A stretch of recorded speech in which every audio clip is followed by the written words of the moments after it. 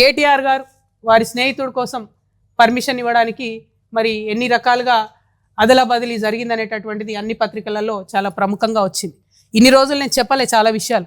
ఇవాళ ఎందుకు చెప్తా ఉన్నా అంటే అన్న మాట్లాడుకుంటూ ఒక మాట చెప్పారు మా జనార్దన్ అన్న గారు, మేము పార్టీ పెట్టుకున్నాం, మమ్మల్ని మీరు పార్టీలోకి వెళ్ళి తీసేసి అవినీతి గురించి మాట్లాడినందుకు. నేను ఆగిపోలేదు కదా, నేను సాగాలి కదా, ప్రజల మధ్యలో ఉండాలనుకుంటున్నా. నేను నా పార్టీ పెట్టుకున్నాను, ఎలక్షన్ కమిషన్ పోయినాను, నా పని నేను చేసుకుంటున్నా.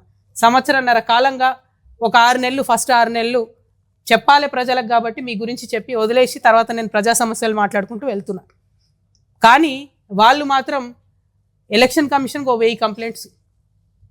మరి భయం లేదన్నారు కదా, నేను పార్టీ పెట్టుకుంటే మీకు ఇబ్బంది లేదన్నారు కదా, మేము అడిగిన ప్రశ్నలకు ఇంతవరకు జవాబు చెప్తలేరు కదా, మరి ఎందుకు ఈ చాటుమాటు వెన్నుపాటు వ్యవహారాలు? ఎవరన్నా మీలాంటి పత్రికా మిత్రులు మా వార్త రాస్తే సిగ్గు లేకుండా గుంటనక్క ఫోన్ చేసి ఎందుకు వేస్తున్నారు వార్తలు ఏకండి.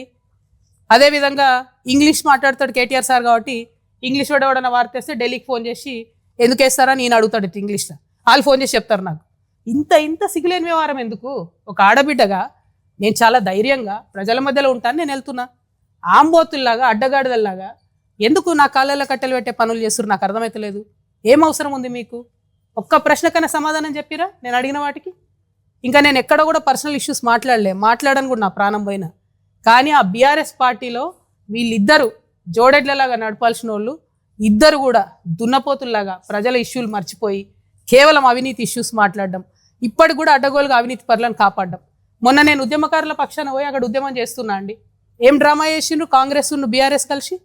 అంటే మీకు ఆ పూటకు నన్ను ఆపడానికి, ఉద్యమకారుల వార్తలు రాకుండా ఉండడానికి అయితే కాంగ్రెస్తో జత కడతాడు, అయితే బీజేపీతో జత కడతారు. ఏముంటుంది నీయతు న్యాయం ఏముండదా? ఒక పార్టీకి లైన్ ఉండదా? పోయి అక్కడ డ్రామా, ఆయన గుంటనక్క కింద పడ్డాడట, ఈయన పోయి ఆయన పరామర్శించిండట.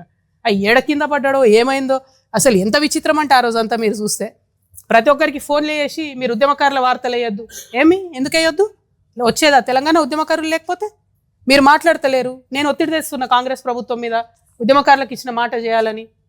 మీకేం ప్రాబ్లము? మీరెందుకు అడ్డుపడతారు?